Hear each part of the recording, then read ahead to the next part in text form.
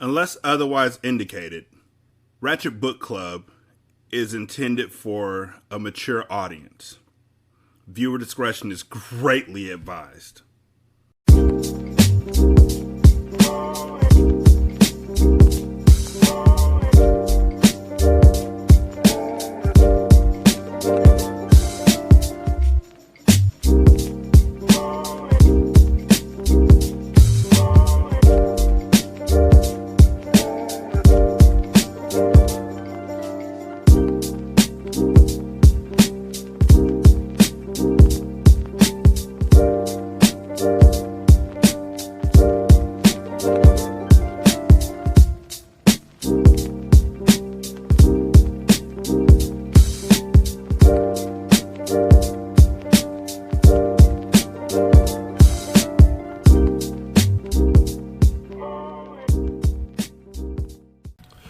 Welcome to Ratchet Book Club, where we read hood classics and good classics. I'm Derek.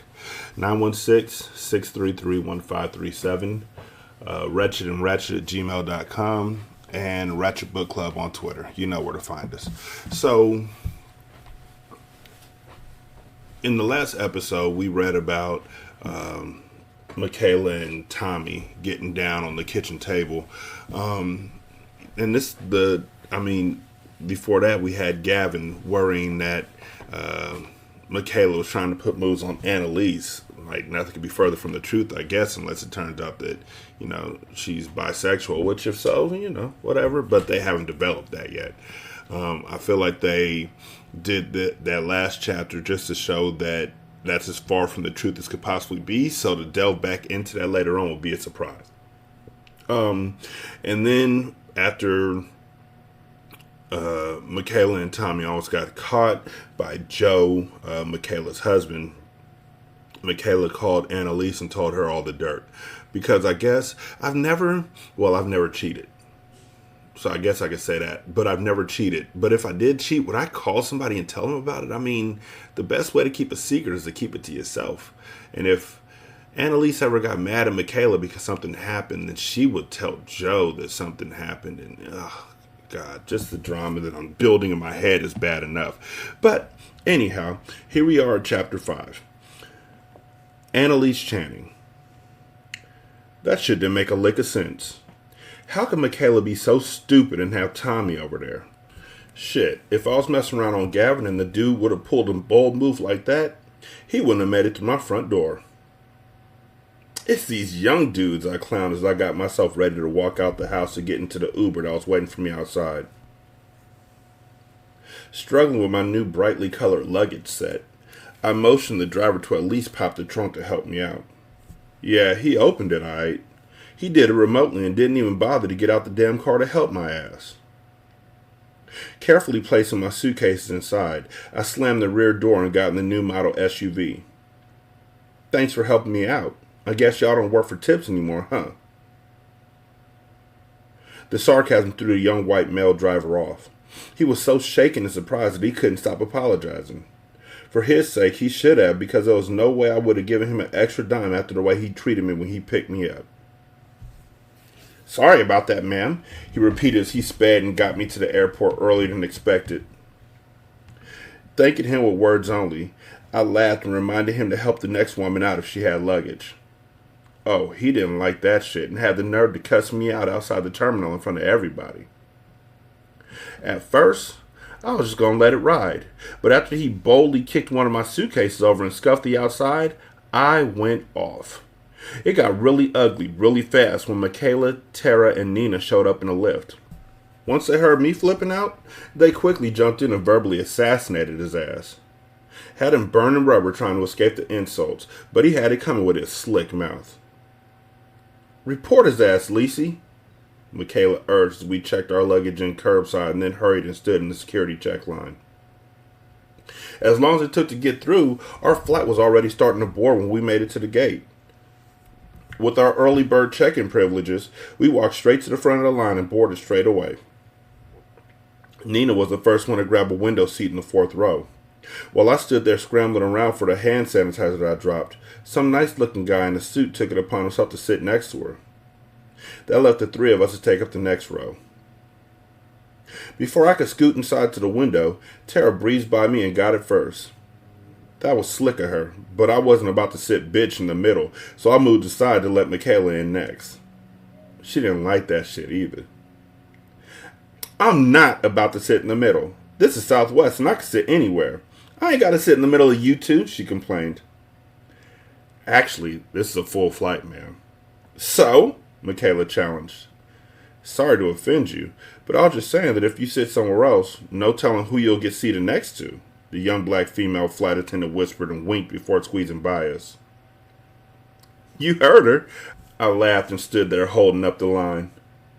Hush and get over here, Micaela. I'll sit in the middle, Tara huffed and plopped in the middle seat. You need something to separate all the deviousness you two have inside you anyhow. The nerve of her. Just because her and Nina were single, they thought they had the right to be wild, but we couldn't. Hell, if shit wasn't right at home, I wasn't going to go without, and I knew that Micaela felt the same way. It wasn't our fault that our husbands were falling short in both the mental and physical department. Hushing her ass up, I enlightened her on my situation. Look, Tara, I'm not happy at home and haven't been for some time. If I want to mingle while we're out here, I'm going to do that without having to hear your mouth, boo. For real though, sis, Micaela added and cut her eyes. We all grown, and we shall do as we please.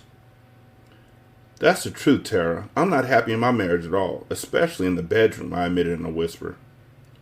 Well, have you talked to Gavin about how you feel? Yeah, but he wants it when he wants it, and by then I done already got off by myself. I clowned, sending Micaela into an eruption of laughter. Only Tara didn't think it was funny. Y'all both should be ashamed, and especially you, Micaela, because you got not one, not two, but 3 damn kids with your husband. At least if Analise fucked off her marriage, she wouldn't have to worry about all that. She has money and property in her name. She has something to fall back on. If you get caught up like you almost did this morning, you and the kids ain't gonna have nowhere to run but to me or Nina's house. So, you will let us come? Micaela frowned and pouted. Yeah, but you and all 3 of your kids will be sharing 1 bedroom and 1 bathroom. I don't think you would like that after living in a 5-bedroom, would you, boo? Tara clowned and stuck her earphones in her ears to ignore the shit her sister started talking. Boldly removing the one on my side, I cleared my throat. Tara looked at me and so did Micaela. Again, y'all, I'm going to be reading this the way that it's written, so bear with me. Let me be honest with both of you, I stated. I know I've been acting like I've been seeing someone, but it's not like that. Stop lying, Micaela hissed and pointed her finger at me. You just went to the hotel last week. There I was, busted, and I didn't even have to be if I kept my mouth shut. I could have easily said I was by myself, but with Micaela and Tara staring me down, I felt on the spot and blurted out all my business. Yeah, okay, but that was nothing, I said, waving my hand as if I was shooing the deception under the rug. If you snuck to do anything, it was something, Analise, Tara shrieked and covered her mouth. Now, who was this nobody?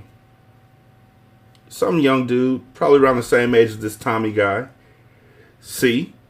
Micaela got this girl curious about some young dick, Tara gasped and giggled. It's not my damn fault. I didn't even know shit about all this until now, Micaela protested. Hush and listen, I insisted as I explained how I met Ashad. He had just made the legal drinking age, but he was still wearing his pants sagging and his hat backwards. Sure, I wasn't but 5 years older than Ashad was, but obviously more mature. Too bad Micaela and Tara didn't think so. After explaining everything about the night at the hotel and giving them general information about him, like the fact that he had his own place and car plus a flagging job at such a young age, they were both intrigued. They thought that I was the one who was being immature about the situation. Girl, he sounds fine, fun, and well on his way to be financially stable, Tara giggled. Well, I got my own dough, and the shot may be fine, yeah, but fun? Oh no. I couldn't get past the loud-ass hip-hop music that he was blasting when we got inside the hotel suite.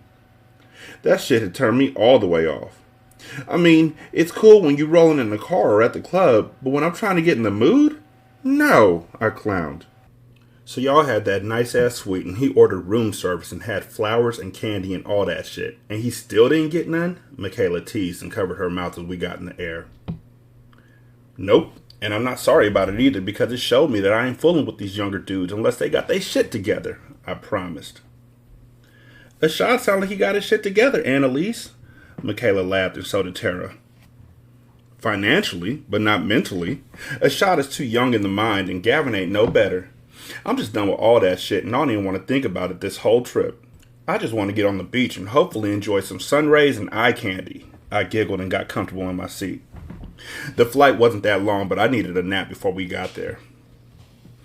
I know you ain't trying to sleep on us, Tara fussed as the stewardess took our drink order. Our vacation starts now. Tara wasn't lying either. By the time we got off that plane, we was all too lit to get a damn rental car. We had to take a lift to the oceanside Airbnb house we had reserved. This shit right here is the truth, I gasped as we entered through the front door and immediately had a perfect view of the ocean through the big bay windows. The pictures online didn't do this place justice. Well, we have 3 whole days to enjoy it, so let's change and hit the beach, Nina screamed excitedly. Tara and Micaela, we gotta take lots of pics for Grammy. You know how she is. We will, Tara and Micaela chimed just as my stomach growled. I'm starving, I huffed and went searching for food. There was nothing but condiments and crackers. Munching on them while I ordered some chicken wings to be delivered, I decided what swimsuit I wanted to wear first. Since I had bought 5 new ones, I had some serious decisions to make. Wear the hot pink one, Micaela urged as she strolled in holding up her 2-piece purple Puma swimsuit. It was too cute and had a matching floral wrap to match. I got some purple slides to match too, girl. That shit is hot, Micaela, I complimented as I struggled to find an equally flattering ensemble to throw on. I'm telling you, the hot pink one, she repeated. She's right, Lissy. Tara came in the living room and agreed. That shit right there looks good with your complexion. Makes you look like you got a tan already. I do. A natural tan. Year round, baby, I teased. You and Micaela might have that cocoa brown skin tone, but ain't nothing like this caramel delight. Tell 'em, sis. Tara laughed while nudging Nina. I'm not cocoa, boo. I'm more like milk chocolate, Micaela teased and tossed her hair over her shoulder. Hot cocoa, milk chocolate, hell, you know what I mean, Tara announced as her and Nina ran off to change. Minutes later, we all met up in the living room looking like we were about to be in a Skittles commercial. Shit, looking at the 4 of us would definitely make some young dude want to taste the rainbow. Sporting my hot pink strapless swimsuit, I twirled around to be on display and checked out Micaela, who had her purple one on. Then there was Tara. She sported this lime green number that was to die for. Lastly but not least was Nina in her bright orange one-piece. Having the most voluptuous shape out of us all, she walked out like a full-size model, just beautiful from head to toe. One big bag of Skittles, Micaela teased as if she had read my mind. We grabbed our handbags we had packed for the beach. All we're missing is some chicken yellow.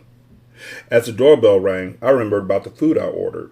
Since it was just some wings, I just left them in the bag and took them with us. They were so good that we ended up eating them all before we reached the sand. Sanitizing my hands and then sliding on my shades, we found us a perfect spot to watch all the folks out enjoying themselves. Especially the group of fine brothers that was helplessly playing a game of volleyball. They couldn't play worth a shit, but the view was captivating. You see that dude in the yellow shorts? Micaela whispered. He would fit right in over here, wouldn't he, boo? Stop it. You have a whole husband at home and a Tommy on the side, Terry reminded as the guy in the yellow shorts started staring in our direction. It wasn't a big deal in the beginning, but when he got his friends to look too, it got a little awkward. Before I could mention it to Tara, Nina, and Micaela, the guys were heading in our direction. Oh, shit, I laughed as my cell rang. It was nobody but Gavin, and I already knew he didn't want shit. So instead of answering it, I hit him with a pre-made message and silenced my phone just as the men approached. With all this fineness in front of me, I didn't have time to be chatting it up with Gavin. Besides, he didn't want nothing no way. So what we got so far is a bunch of color-struck women who are all cheating on everybody. Everybody cheating on everybody in this book. Is the next chapter going to be... Nope. I thought the next chapter was going to be Tara or Nina or somebody else with some sensibilities as far as their relationship goes. But nope. Next chapter is Zakiya, who again is playing Gavin for a fool. This whole thing is like a soap opera. There used to be a show They used to come on FM radio when I was a kid for the Tom Joyner morning show. It was a part of their thing. And it was called It's Your World. And it was a soap opera in like 5-minute bits. And so they would have drama, ratchet-ass drama, happen in between segments of the Tom Joyner morning show. And people ate it up. This feels like this would be a perfect script for It's Your World. It's your world. I'll remember the rest. Don't fuck with me. I'll start singing the I'm Just a Bill song, thinking that that's the lyrics. Anyhow, Chapter 6, Zakiya Lansing. When Gavin showed up unexpectedly after leaving just the week before, I was happy to see him because the kids were at their cousins for the weekend. The only thing I couldn't figure out was why he kept calling his wife to check on her if he came to town to spend time with me. Do you think she gonna show up here or something? I asked him curiously. No, I don't think so. It's just she planned this last minute trip with her friends and now she's not answering her cell. And her location is off. It's like she's being sneaky about the shit or something. Maybe she cheating just like you are, I cracked, but Gavin didn't think that shit was funny. I could tell by the scowl he was wearing. Cheating was the last thing on my mind, he admitted with a surprised expression. I was more worried about her coming out here to check on me. She know you here? Nah, but you never know with Analise. She doesn't communicate with me the way she used to, so I really don't know what she knows. Is that a bad thing? I asked now that my feelings were involved. For these past few months, Gavin had taken care of me and the kids like no man had ever done. Not even Dalo had shown us this much love and concern. With me and Gavin, there were no secrets, no disrespect, and I knew that he loved me. That part I was sure of. The only thing that still bothered me was that he still cared so much about his wife. Truthfully, I couldn't even be mad at Gavin about it either because I still had feelings for my ex Dalo. He wasn't just the father of my kids. He was the only man I'd ever given my heart to before Gavin. Buzz, ring, beep. It was my cell going off with that same number that had been popping up on my screen since Gavin walked through the door. It was making me think that his wife really had tracked him down. Letting curiosity get the best of me, I took my cell in the bathroom and ran the water while I answered it. Hello? Bitch, why you get a new number and ain't shot it to me or wrote me back? Those are the only words that Dalo could get out before I hung up on him. Fumbling with the phone with shaky hands, I couldn't even block the number quick enough. While Dalo was ringing my cell nonstop, Gavin was now at the bathroom door trying to get in. Why you got the door locked? Because I had to do my business, I huffed, lying to him that I was taking a shit. Okay, when you come out, we need to talk, Gavin replied. Cutting the water off, I listened to his footsteps fade in the distance while my cell vibrated in my hand again. Tucking it in my pocket, I glanced at my reflection in the mirror and smiled. Within a couple of months, Gavin had taught me in a ditching the wigs and rocking some twists. Instead of all the wild colors that I usually sported, I now wore my natural hair color of dark brown and only added a few bright orange twists to make it pop. Dalo would trip if he saw my hair like this. I smirked and exited out of the bathroom with my baby daddy on my mind. What am I going to do now? I worried in a whisper. Being torn between the two had never been an issue because Dalo had been locked up since I met Gavin. There had been no communication whatsoever because my baby daddy hadn't had my new number until now. The letters he said he wrote, I never got because I lost the condo and didn't forward my new address. So what's up? I asked Gavin when I found him in the kitchen stool twirling around with his face in his phone. Without lifting his head, he held one finger in the air, motioning for me to wait a minute. Who the hell did he think he was? Ugh.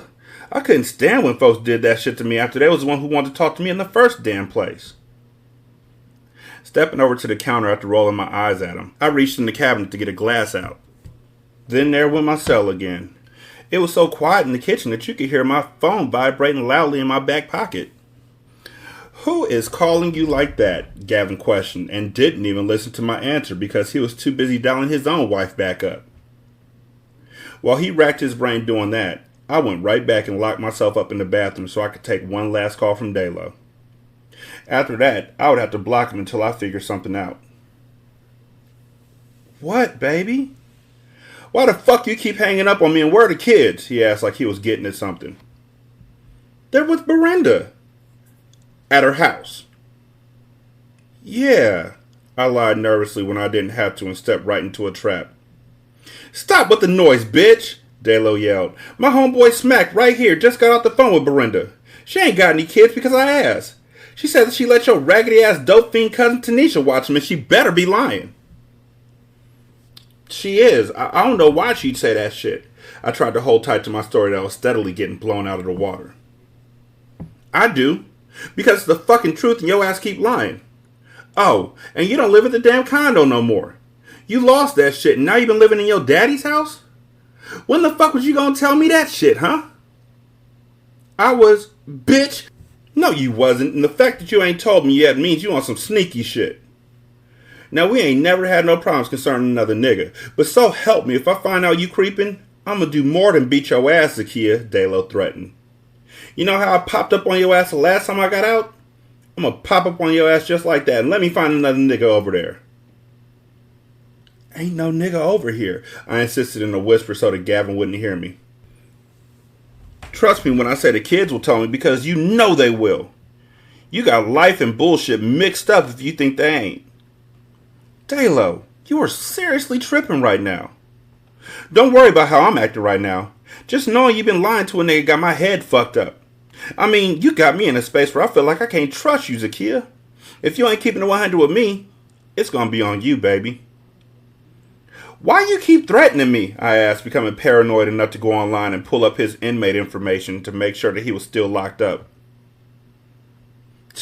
I ain't threatening you, Ma. This shit is straight facts, and if you don't go get my kids from that crackhead cousin of yours right now, there's gonna be some big fucking problems, bitch. Oh, I let Dalo get out everything that he wanted to say. But, after confirming that he was indeed at the Inverness jail with no immediate release information, I went ahead and talked some shit to him. I'm not your fucking property, Dalo, and I'm not one of your kids either. You can't order me to fuck around and expect me to do what you say. I mean, look where the hell you are, after coming home and promising all kind of shit about doing better, and look where you are. Your ass couldn't stay out a good month. Oh. You talking that slick shit because you think I can't touch you. Yeah, keep talking shit. I ain't talking shit. I'm speaking facts just like you. Every time you get out, you make all kind of promises that your ass can't keep. What kind of man would rather stay locked up in jail instead of being home with his girl and kids, huh? Keep talking. I like that shit. When I get cut loose from this motherfucker, I hope you keep talking that same shit, he taunted. Oh. I will, because 9 out of 10, your ass gonna be locked up a week later anyway. Instead of worrying about what I'm doing, you need to be worried about not dropping the soap. I busted out laughing before hanging up in his face and blocking the number. What the fuck could he do about it right now? Not a damn thing but sit behind bars and pace like the caged animal he was. Wait, I whispered as I removed my hand from the doorknob to stop it from opening just yet. Before joining Gavin back in the living room, I had to dial up Brenda to tell her about herself. How dare she go running her damn mouth? Why the hell would you tell Dalo all that shit? I fussed in a low tone while running the water and flushing the toilet in an attempt to drown out my conversation. I didn't tell him shit. I told Smack and I didn't even know they knew each other. I swear, Zakia, Brenda pled. He played me and it's my own damn fault. Yeah, it is, I agree with a huff. But why you telling the kids were with me?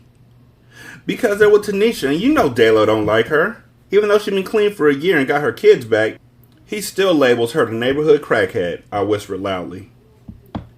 You right, and he's stupid for that shit, Brenda replied. I'm sorry, though, about running my mouth, Zakia. I should have known when Smack kept asking me questions about you. Talk about you and his sister Diamond used to be good friends or some shit. Diamond? I snapped. I barely knew that bitch. Yeah, that nigga played you, Brenda. All he wanted was information about me to report that shit to Dalo's crazy ass. You know he called me here going off on me like I'm his damn child or something. For real? I ain't lying to you. Damn, I'm sorry, sis. You should have just known, Brenda. I ain't told Dalo or Gavin shit about each other. So, Gavin don't know about Dalo either?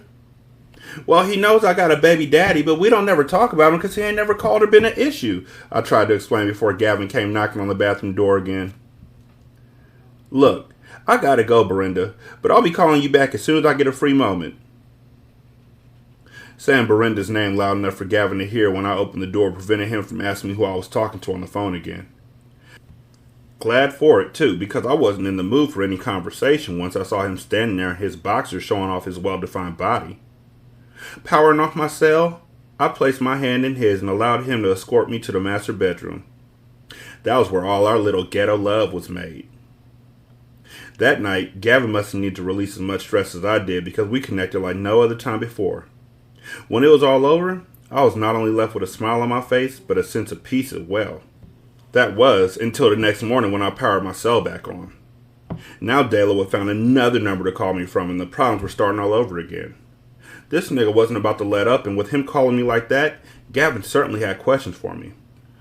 What answers I would give him, I had yet to decide. Who's making love to your old lady while you was out making love? This nigga Gavin is seriously concerned about where his wife at. If his wife cheating on him. Nigga, you cheating. He's also concerned about her coming up to the house that he's at, checking in on him while he cheating. And Zakiya talking crazy reckless to Daylo like he ain't just gonna sit in jail and stew over the shit. Yeah, he's in jail like a caged up animal, but he's stewing over yo ass. So when he get out, it's gonna be dangerous for you. Like, I'm not even saying that like in a funny way. I'm literally worried about her. Chapter 7. Gavin Channing. Where the fuck Analise was, I had no fucking clue, and it was bugging the shit out of me. I could barely concentrate on Zakiya while we finally had a kid-free weekend. After already messing up the first night, I was able to end it with a bang. But the next morning, my wife's whereabouts were fresh on my mind once again. With Zakiya's cell steadily going off again and Analise unaccounted for, I was distracted beyond my control. With my mind wandering, I couldn't help but think that she might be on her way up here trying to bust me up. The only way I could know for sure was if I pegged her location and was able to call her. With her phone off, I couldn't contact her or track that shit. What's wrong with you? Zakiya asked. Why something gotta be wrong with me? Because you over here acting all weird and shit, that's why. How do you want me to act, Zakiya? I don't have any idea where Analise is. What is she on her way over here right now? Well, I guess you'd have some explaining to do then. I mean, it's only a matter of time before she find out about us. If y'all ain't doing good in your marriage, let it be now, she suggested nonchalantly as she shrugged her shoulders. You really don't care, do you? About your marriage? Hell nah. What you done thought? Your wife is a bitch, so why would I care?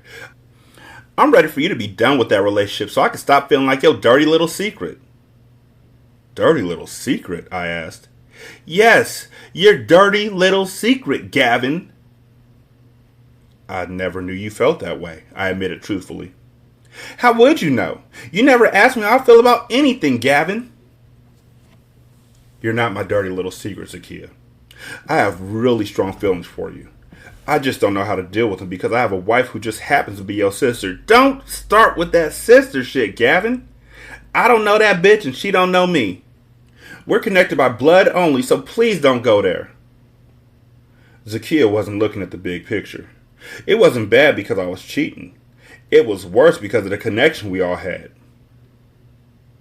Do you love her or me, Gavin? She asked. That caused a lot of thinking on my part. I felt like I loved Zakiya. She and I spent a lot of time together. At first, I felt sorry for her because she had 2 kids and no help. I asked where her kid's father was, but all she would tell me is that they weren't together anymore, and he wanted nothing to do with the kids. How could a man just walk away from his children and not want to be a part of their lives? These were good kids. A little wild, but good. Do you love me, Gavin? I do love you, Zakiya, I confess. But you love your wife too, right? Of course I love my wife. We've been together for years. We have history together. But you don't have children. So there's nothing keeping you two tied together unless... Unless what? Unless you staying married to her for the money she inherited from my daddy. Hell no, I laughed and looked at her like she was crazy. I was a well-paid attorney who was sitting on a nice little savings and didn't want for shit. I make my own money. I don't need the money she inherited. So why not just walk away, she asked. You'd never understand. You're right, so explain it to me. Can we talk about something else, please? Or do you just want to keep talking about Analise? Well, you're the one who's all distracted and shit, Zakiya said as she smirked. I can't get your attention for anything. You have my undivided attention now. I pulled her onto my lap.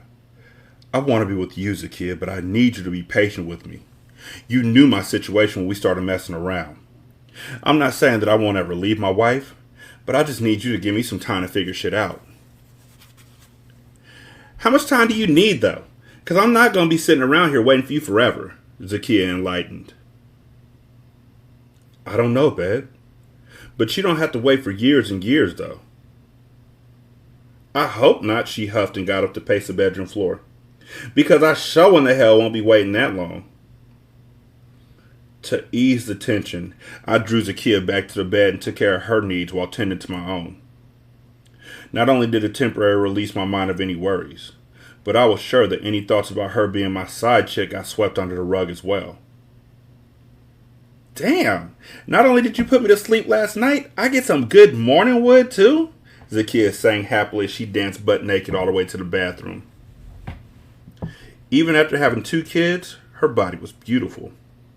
Laying there thinking about it, I couldn't help to frown up about Analise never wanting kids. That shit was a major factor because I wanted children. No, it didn't have to be right at that moment, but soon. There was no way I wanted to wait until my late 30s to have a child. I wanted to have them while I was young and could still relate to them on their level. I wanted to be able to run around and play with my kids. I didn't want to be 50 with a 2 or 3-year-old. The wider the age gap, the more difficult it was to communicate. At least that was the way I saw it.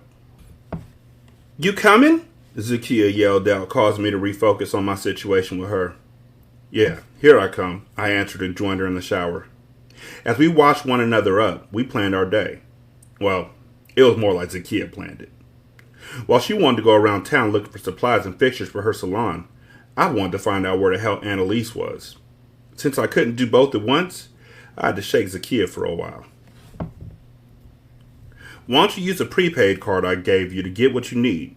I just loaded some money on there before I came out here, I told her as we got out and dried off. I'm going to stay here and get on my computer. I have to check on a few cases that I have going on. Huh? Well, I really wanted you to come with me, baby, Zakiya stuttered. Not taking no for an answer, I ended up driving her around all morning, but by noon, I was done. She had spent over $1,000 and had more than what she needed. My rental car was full, and the rest of the shit had to be delivered. Thanks for hooking the sister up today, Gavin, Zakiya screamed with happiness when we finally made it back to the house. Since it was my first time pulling up in the daytime, I was able to view the entire property from afar. My eyes widened at the incredible size of it and how finely it was upkept. Although it wasn't as new as the house that I shared with Analise in Texas, it was definitely bigger and nicer. No worries. I'm glad to be of some type of help. I smiled and drove around to the side near the cottage. I'm going to unload this stuff and let you arrange everything. I got to go in the house and get on my computer to handle my business. Okay, Mr. Big Time Attorney, she teased with her eyes shining brightly as she batted them sexily. I really appreciate you. Kissing Zakiya's lips, I released her and hurried to unload her stuff. Soon as I was done, I shot in the house to dial Analise up. She still hadn't called, texted, or returned any of my calls, which wasn't like her. What the hell was she up to? Setting my laptop on the table, I got up and went to the door instead of peeking out the window. As I swung it open, I saw a familiar face. Joni? Gavin? She gasped with a shocked expression. She had to be wondering why the hell I was over there, and right then I couldn't think of a valid reason. The only thing that came to mind was a bunch of bullshit. Hey, I answered, still at a loss of words. Even though I got you in touch with my niece, I'm surprised to see you here, Joni replied as she breezed past me and started looking around the house. Is Zakia here? Yeah, she's in the cottage. I came by to drop some supplies off to help her start her salon, I said, giving the partial truth. That's great. I'm glad she gonna finally do something with her talents, Joni smiled proudly. Her father would have loved to see her doing something other than running behind that no-good baby daddy of hers. Auntie Joni? Zakia came running in and interrupted. What are you doing here? Well, I came to take the kids to the park since it was a nice day. But I found Gavin here and he was telling me about how he was kind enough to bring you supplies all the way from Texas, she said, giving us both the side eye. Especially when he just up and let you move in here after your daddy gave your sister, his wife, this house. Somebody want to tell me what I'm missing? Damn. This lady wasn't beating around the bush one bit. Joni was a straight shooter with no chaser, but I was an attorney, and after reminding myself of that shit, I quickly spoke up in defensive mode. Now, I could see how you could get the wrong idea, but this is my hometown, and I have family here as well. When I'm here, Analise likes me to come and check on the property, and when...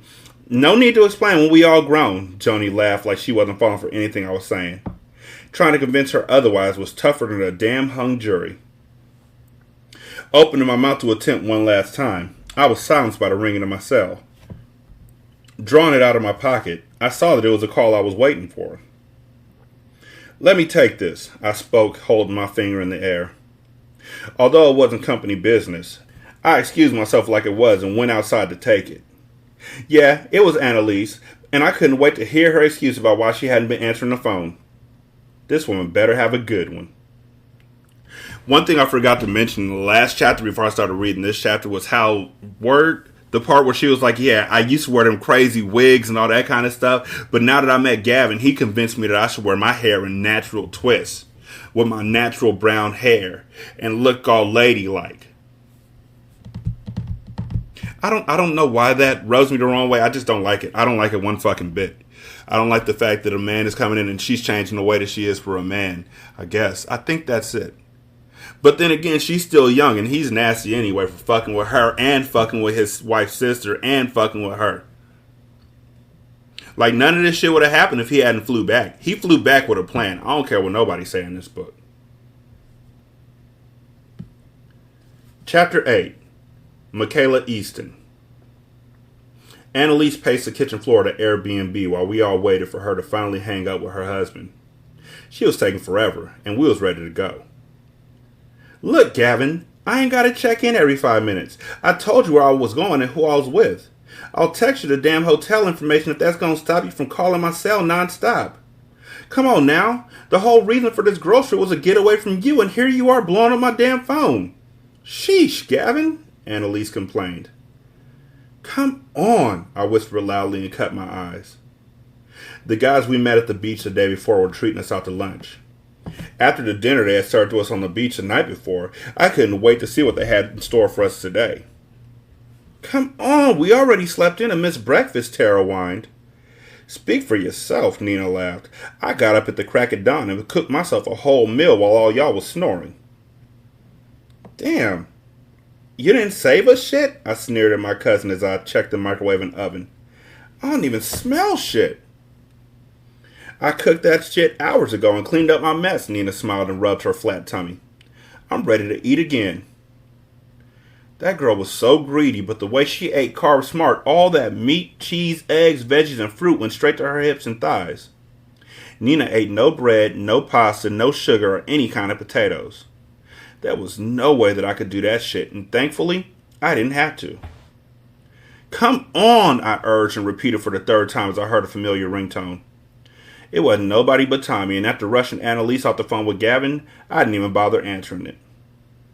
Making it out the door to the waiting Lyft van, my phone rang again. Now everyone's eyes were on me. What? I smirked and turned my ringer off. I'm not going to answer it. This is our getaway, and we all agreed not to be bothered with home unless it was an emergency. Yeah, and that show ain't your husband or your kids, Tara clowned and slid her shades on the top of her head so she could give me the evil eye. You gonna get enough of all this. Me and Nina should be the only two going on this little lunch date. So, I guess you gonna have two dudes each then, huh? Analise teased. Yeah, that don't sound too bad, Tara laughed. I'm just playing. I told you that I wasn't gonna mess with you and Micaela while we out here, but I expect you to get all this out your system while we here so you can go home and act right. One weekend ain't long enough to get this shit out of my system, sis. I clowned, rocking in my seat and reaching up for a high five from Analise. Right, BFF? So right, BFF, Analise agreed as we pulled up at the beachside restaurant. Never had I seen so many fine black men in one place at one time before. The guys weren't lying when they told us there was some kind of Black Coach Association convention going on that weekend in Los Angeles. Fuck Simon, Fred, Jake, and Paul, Tara shouted out using some random names. Who? We all asked in unison. Them niggas we met yesterday. With all these handsome men to choose from, why settle for the first pickings? Tara teased but was very serious. That was my sister, and I knew her all too well. Look, I was kind of feeling Blakely, I said, referring to the young, light-bright nigga I met at the beach. He kind of reminded me of Tommy in a way, and Tara called me out on it. Yep, shut my ass right on up. Let's just get in here and see what's poppin', Nina chimed in. Analise agreed. Walking in together, we noticed right away that we weren't the only females in there. In fact, the more I scanned the place, the more I felt like a damn groupie. Ain't that your friend Blakely right there? Analise frowned and pointed in the opposite direction. Glancing behind me, along with Tara and Nina, I saw the same dude that had invited me up in some random chick's face.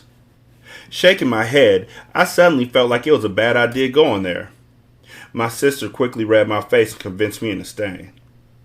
Let me get us some drinks, Analise offered and flagged down the nearest waitress before taking advantage of the buffet-style meal set out.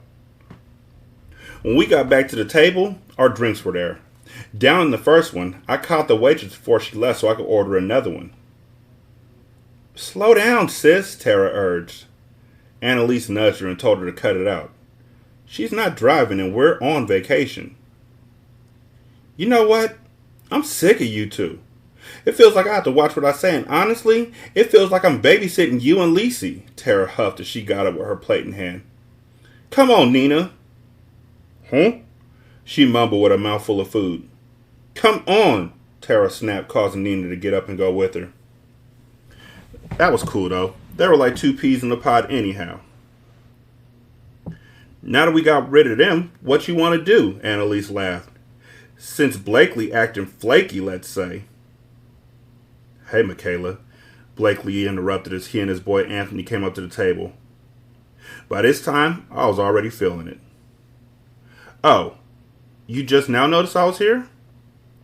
Nah, actually, I spotted your beautiful smile the minute you walked in, but my homeboy's wife was telling me about how he was in the hotel room with a hangover.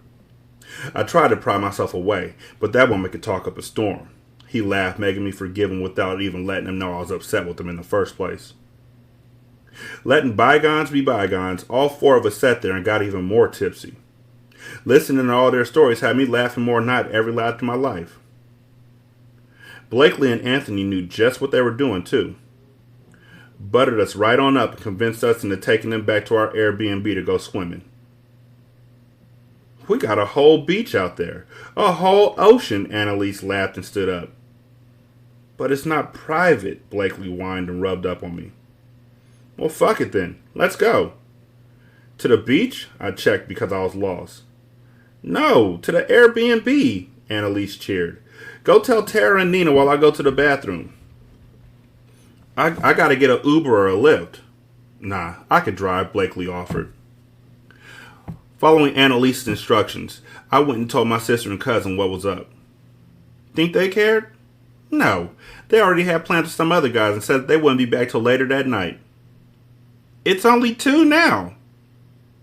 We all grown, remember? Tara whispered and shooed me off. The nerve of that heifer. Stomping off, I met Analise, Blakely, and Anthony outside in the parking lot waiting on me. Forcing a smile, I joined them when we made our way to the Airbnb. This shit is nice, Blakely complimented as we entered through the front.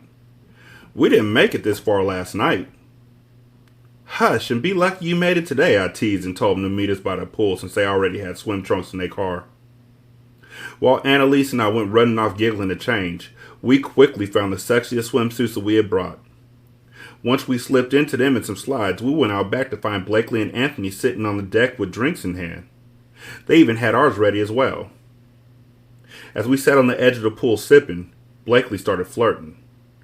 Let me turn on some music, I suggested, using my cell and the Bluetooth speaker attached to the patio wall. Yes, that's my jam, Analise giggled as Anthony pulled her in the water. While they swam to the other end, Blakely and I submerged our lower half into the shallow end. Wrapping his arms around my waist, I drew mine around his neck, and soon as our lips touched, the music cut off. Whoa, whoa, whoa, what the fuck is really going on here? Tommy yelled out angrily. What the fuck? Analise shrieked as she looked from me to Tommy. She didn't need to look at me, though, because I was just as shocked to see him here as she was. I didn't even recall giving him the specifics of where I was going this weekend, so what the fuck was he doing here? What the fuck is this shit? Tommy yelled out. Talking about shocked shitless, I couldn't believe this fool showed up in Los Angeles. How in the hell did he know how to find me? What in the hell are you doing here? Is that your husband? Blakely questioned as he shielded me like he was trying to protect me. No, that ain't her damn husband, Analise intervened. That's a fucking stalker to come way to California to find you, Micaela. This ain't your man? Blakely asked again. No, I answered for myself, still in disbelief that Tommy would just show up like that. What in the hell was wrong with him? What was he thinking? Yes, I am her man, so take your fucking hands off her, Tommy hissed and got in a fighting stance. Staying in front of me, Blakely grabbed a towel off the side of the pool, held onto the handrail and started to climb the stairs to get out. Yep, I stayed my ass right there and Analise swam over to me while Anthony got out of the deep end. Bam! Before Blakely could get out, Tommy kicked him, sending him flying backwards. Anthony was right there to sock his ass so hard that he hit the deck. Quickly shaking it off, Tommy was right back on his feet, but now Blakely was back up and on his ass. They went at it for the next couple minutes until we could finally break them apart. What the fuck? Anthony gasped when we heard the sirens. I guess folks around that neighborhood didn't play that ghetto shit around here because someone sure called the cops. When it was all over, Tommy was hauled off to jail and Blakely and Anthony were leaving back to their hotel. Fucked up my whole weekend. Literally. How? How did Tommy even know to find me? That was the only thing I wanted to know. What the hell, Micaela? Analise asked. Did you tell him where you was going to be? Really, Analise? You really think I would tell him where I was going? I mean, if that was the case, I would have just stayed at home, I argued. I was so pissed off. Well, how did he find you? I have no clue. Are you sure you didn't tell him? How many times do you want me to tell you that I didn't tell him anything except I was going on vacation with my girls? I didn't tell him what state, city, and I definitely didn't give him this damn address. I don't know how he found me. That sucks. I was really looking forward to some alone time with Anthony. Analise spoke, obviously only thinking about herself. Girl, bye. You know darn well you weren't going to do shit outside your marriage, I scoffed. Nobody said I was, but I sure was thinking about it. I mean, I ain't getting it from my husband, so I might as well get it from someone else. I still don't believe you. Whether you believe me or not doesn't matter. I ain't got nothing to prove, and it's pointless now. Anthony's gone now, Analise said as she shrugged her shoulders. I'm gonna go jump in the shower. We might as well go out to eat or something. I guess I'll take a shower too, I conceded. After acting the fool that he did, I was extremely disappointed in Tommy. I couldn't believe he tracked me down like this. Wait a damn minute, I whispered to myself as it finally hit me how Tommy could have located me. It had to have been one of two ways. He either tracked my phone with that stupid Find My Friend app, or he saw the details of the trip on my bulletin board that was hung on the inside of my pantry at home. Damn it! Nigga, Tommy a straight stalker. Like, nigga, you ain't even her main. Like, you her side. Like, why don't folks know they roll no more? Side niggas just trying to always upgrade, trying to get that promotion. Like, nigga, just stay where you are. Don't go chasing waterfalls. Please, stick to the rivers and the lakes you used to. Be used to being the side nigga. There's no shame in you being the side nigga. When you're the side nigga, you don't have to worry about main nigga shit. Just play your position. Get the pussy, make her happy, go home. That's how it all works out. You and that nigga Gavin, y'all both slipping up playing main nigga roles when you ain't got main nigga lifestyles. Ain't neither one of y'all the main nigga. J-Lo's a main nigga for Zakiya, whether she wants to admit it or not. She started this whole thing with the whole mindset of playing Gavin while Dayla was locked up. And you ain't Micaela's main nigga. And we can't just have Analise over here getting close to getting dick and then not getting no dick. Like, that's just going to play out in her being able to be indignant when she finds out about Gavin and Zakiya. Like, she ain't out there trying to get dick. Just because you ain't got none yet doesn't mean that you and that nigga Anthony weren't going down to the other end of the pool to make out. 916-633-1537. Ratchet and Ratchet at gmail.com. And Ratchet Book Club on Twitter. Did get a message, a DM from Roy from the Let Me Tell You Something Bitch podcast, and he said, in regards to the first chapters that we read, he's definitely gonna fuck Zakiya at this house. I'm just like, did you see this bitch punch your wife in the face and think, ooh, I need to fuck her? Niggas be moving so foul. Watch Analise can't have kids and he trying to get Zakiya pregnant or something. And lo and behold, this nigga's popping up talking about, I wanted kids, but, I mean, not years from now, but soon. Like, why are we always the ones to make that decision anyway? Nigga, just shut up, play your role, and get her pregnant on accident if it's God's plan. Niggas don't plan for pregnancies out here. Just, oops, pal, surprise. And yeah, like I said, Roy agrees with me. If he was 21 and she was 18, then he was definitely grooming her. That's exactly what I thought. And now he's looking at Zakiya the same way he looked at Analise, because Analise is 26 now. And Zakiya is like 21, 22, 23. And he's on that young shit. Next thing. He said, Annalise's name should have been Ayana or something. Why in the fuck is this nigga instantly so invested in Zakiya? Like you Captain Save a hoe ass nigga and he's really risking it all for her. Like flying back and forth every week though? Nigga, you didn't even want to be in the situation. When you was in the bed with her, you was like, I shouldn't be doing this. So why you doing it now? Why are all these people talking about they love their partners while being completely inauthentic and deceptive? What do they think love is? That's a good question. And it's a question that I would like to ask the authors because they're the ones who wrote this book.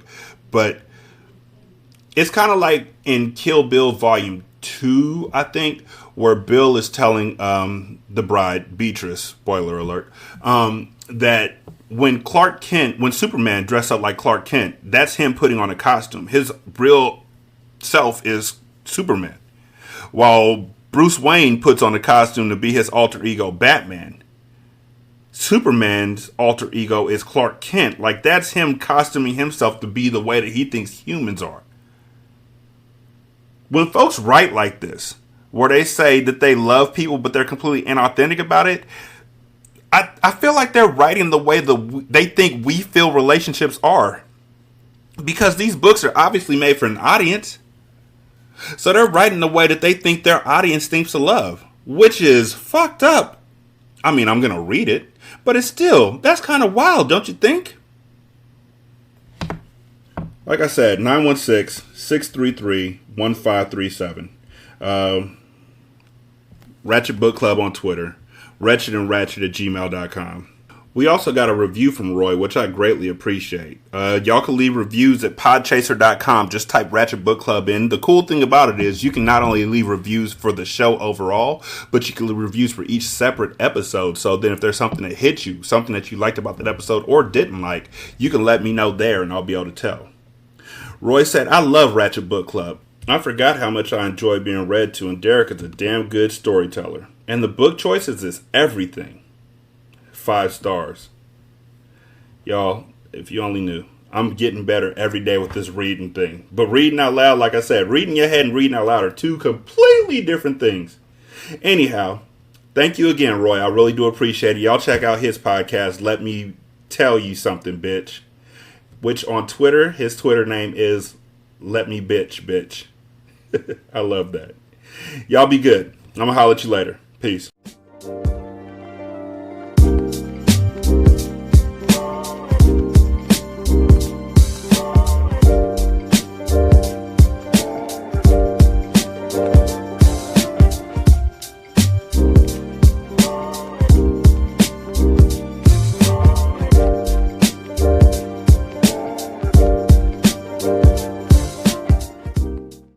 The intro and outro to Ratchet Book Club is by That Kid Garan, and it's called Goodbyes.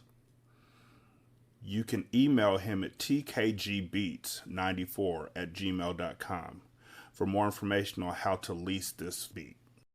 This is Single Simulcast.